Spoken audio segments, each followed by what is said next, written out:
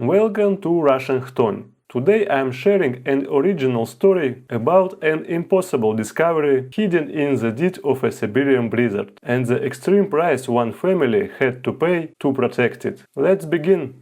The purga, the ferocious Siberian blizzard that swallows the earth and sky into a single, blinding wall of white, had been howling for 3 straight days. It did not merely blow, it screamed. It tore at the heavy, resin-soaked logs of the mountain avalanche control station with the desperation of a starving wolf trying to find a crack, a weakness, anyway inside. Inside the station, the air was thick with the smell of burning birch and heavy, unspoken grief. Elena sat on a low wooden stool in front of the pechka. The massive, whitewashed brick stove took up a third of the kitchen, radiating a dry, fierce heat that was the only thing standing between them and a freezing death. She stared into the orange embers, her face pale, her eyes hollow. She was 32, a former literature teacher who had once paced the floors of a loud, bright city school, reciting Pushkin and Lermontov to rows of restless teenagers. Now she lived at the edge of the world, swallowed by the glush, the absolute deafening backwoods where the nearest paved road was a day's drive away and civilization simply ceased to exist. She had followed her husband here to the Sayan Mountains, hoping the crisp mountain air and the profound isolation would heal them. But the silence of the taiga had only amplified the silence inside her. She remembered the sterile corridors of the city clinics, the smell of cheap linoleum and chlorine, the doctors who averted their eyes. 3 years of whispered diagnoses culminated in a heavy, crushing verdict. She would never carry a child. That realization had broken something deep within her, turning her once vibrant soul into a landscape as frozen and barren as the snowdrifts outside their frosted windows. Her husband, Mikhail, stood by the heavy oak door, meticulously wrapping thick woolen foot wraps, Port Yankee, around his feet before shoving them into his heavy leather boots. He was a man carved from the very mountains he patrolled, a hardened rescue worker and avalanche specialist. He spoke little, but his broad shoulders carried the weight of his wife's depression, a burden he didn't know how to fix, only how to endure. "I need to check the northern ridge," Mikhail said, his voice a low rumble that barely pierced the crackling of the firewood. "The snow load is critical. If it comes down now, it will wipe out the lower logging road." Elena didn't turn around. "It's a whiteout, Misha. You can't even see your own outstretched hand." "I have to read the stress lines," he replied softly, throwing his heavy sheepskin tulip over his shoulders. It was a coat so thick and heavy it could serve as a sleeping bag in the snow. "Keep the stove fed. I'll radio in exactly 2 hours." He didn't wait for a goodbye she likely wouldn't give. Mikhail pushed open the door, instantly letting in a swirling vortex of ice and freezing wind, and stepped out into the white hell. It took him 2 agonizing hours to reach the northern ridge. The wind fought him for every step, trying to push him off the trail, trying to bury him. The snowpack beneath his snowshoes felt spongy and terrifyingly unstable. Mikhail paused, shielded his face from the gale, and reached for the radio clipped inside his coat to make his scheduled check-in. He pressed the transmit button. Nothing. He tapped it, cursed, and tried again. Only the faint, dead click of frozen circuitry. The extreme cold, plunging past -30 Celsius, had killed the battery, or perhaps the iron-rich rock of the ridge was scattering the signal. He was completely cut off. Knowing he had to work fast before Elena panicked, Mikhail unclipped his flare gun. He fired a red illumination round into the swirling vortex, hoping the brief magnesium glare would reveal the natural fracture lines of the snow on the slope above. The crimson light flared, painting the blizzard in an apocalyptic red. But it didn't just reveal the snowpack. In the harsh, shifting shadows near the tree line, Mikhail spotted the jagged silhouette of a collapsed roof. An old Zimovi, a tiny, unmapped hunter's cabin, a crude shelter of rotting logs meant only to keep a lost soul from freezing to death for a single night. Mikhail pushed through the waist-deep drifts toward it. The heavy, crude wooden door had been violently kicked open and was flapping uselessly on a single leather hinge, letting the snow pour inside. He stepped into the gloom. The cabin offered no warmth, but it shielded him from the wind. It smelled faintly of cheap, harsh tobacco and fear. In the corner, amidst empty vodka bottles and discarded rags, lay a small bundle wrapped in an oversized, dirty puffer jacket. Mikhail froze. He dropped to his knees and pulled the synthetic fabric back. It was a baby. The infant's lips were pale, his eyes closed. Mikhail instinctively tore off his heavy glove and pressed his bare, calloused fingers to the baby's cheek. It was cold, but beneath the thick jacket, the child's chest still held a faint, residual warmth. Someone had been holding this baby just minutes ago. Mikhail looked up. Through the open doorway, he saw a set of deep, panicked footprints leading straight out of the cabin and up the deadliest, most unstable part of the slope. As he watched, the relentless wind wiped the tracks away, erasing them completely in seconds. Whoever they were running blind. They were relying entirely on Naavos, that uniquely, tragically Russian concept of reckless, unjustified hope that somehow, against all physics and logic, things will just magically work out. They had dumped the child to move faster, hoping to outrun the storm. Suddenly the mountain groaned. It was a sound Mikhail felt in his teeth before he heard it. A deep, bone-rattling crack echoed from the slope above, followed by a low, deafening roar. The fugitives had stepped right onto the fracture line Mikhail had come to map. Thousands of tons of compacted ice and snow tore away from the ridge, rushing downward in a catastrophic white tsunami. The roar shook the cabin, vibrating through the floorboards, and then faded into a suffocating, heavy silence. There was no one left to save up there, but down here, a tiny, ragged breath puffed against Mikhail's thumb. Mikhail tore open his heavy sheepskin coat, ripped open the buttons of his flannel shirt, and pressed the freezing infant directly against his bare chest. The shock of the cold against his skin made him gasp, but he wrapped his coat tightly around the bundle, zipping it up to his chin. "Hold on, little one," he growled into the howling wind as he stepped back out into the blizzard. "Just hold on." Back at the station, the old mechanical clock on the wall ticked with a deafening rhythm. 2 hours had passed, then 2.5.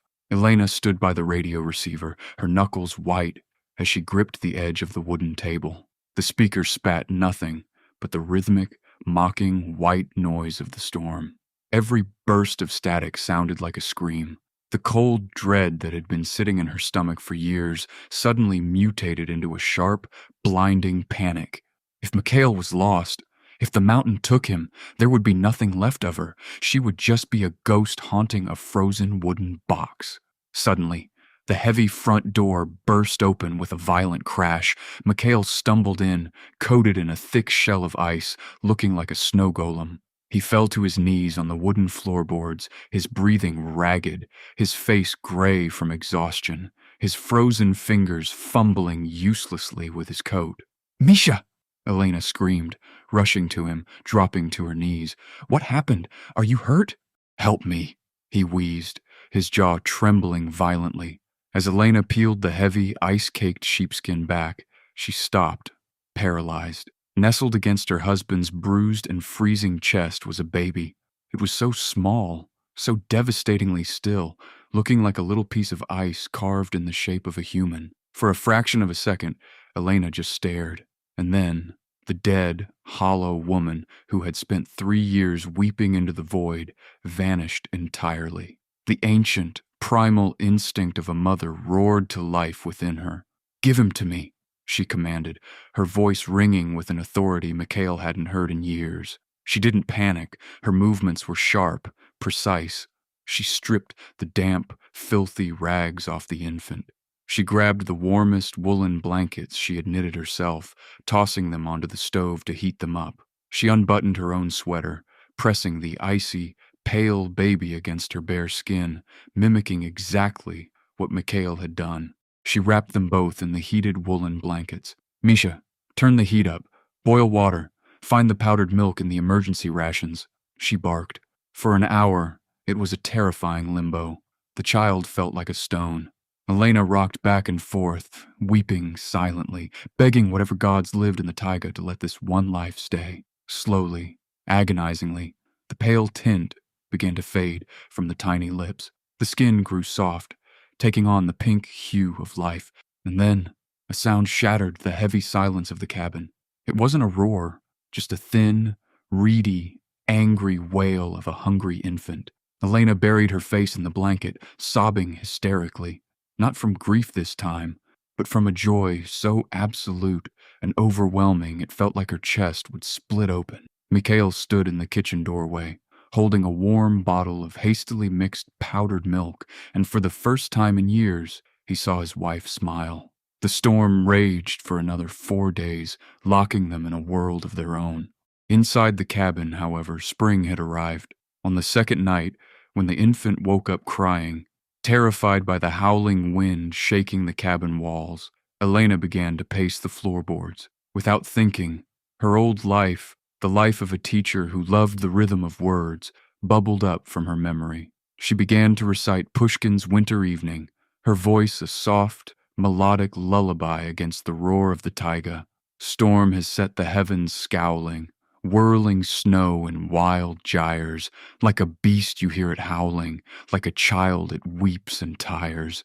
The baby blinked his large, dark eyes, mesmerized by the rhythm of her voice, and slowly drifted back to sleep. Mikhail watched them from the doorway, a lump forming in his throat. "Alexander," Elena whispered, looking down at the sleeping boy. "Sasha, that's his name." On the morning of the 8th day, the sky finally cleared, revealing a piercing, bright blue canopy over the blinding white mountains. By noon, the heavy, ground-shaking hum of an Army-grade Ural truck, outfitted with a massive rotary snowplow, shattered the quiet of the valley. An hour later, a police inspector from the regional center sat in their kitchen. He was a tired-looking man, his fingers wrapped around a podstakanik, the ornate, Soviet-era metal holder that allowed him to grip the scalding, faceted glass of tea without burning his hands. He stirred his sugar thoughtfully, the spoon clinking softly against the glass. "You did a miracle here, Mikhail," the inspector said, looking at little Sasha sleeping peacefully in Elena's arms. "The avalanche team found the bodies this morning under 20 meters of snow. Escaped convicts from a penal colony near Krasnoyarsk, armed robbery. They dumped the kid to outrun the storm." Mikhail sat across from him, his massive hands folded together. "What happens to the boy?" The inspector sighed, pulling an unlit cigarette from behind his ear. "Standard procedure. He'll go down to the city hospital for a checkup and then to the Dedham, the state orphanage." Elena knew exactly what that meant. A world of institutional green paint, watery porridge, and children who learned not to cry because no one ever came when they did. Her grip on the baby tightened. "No," Elena said. Her voice was quiet, but it vibrated with a terrifying, absolute certainty. "He is not going into the system." The inspector looked taken aback. "Elena, be reasonable. Adoption takes months, sometimes years. Background checks, income statements, psychological evaluations.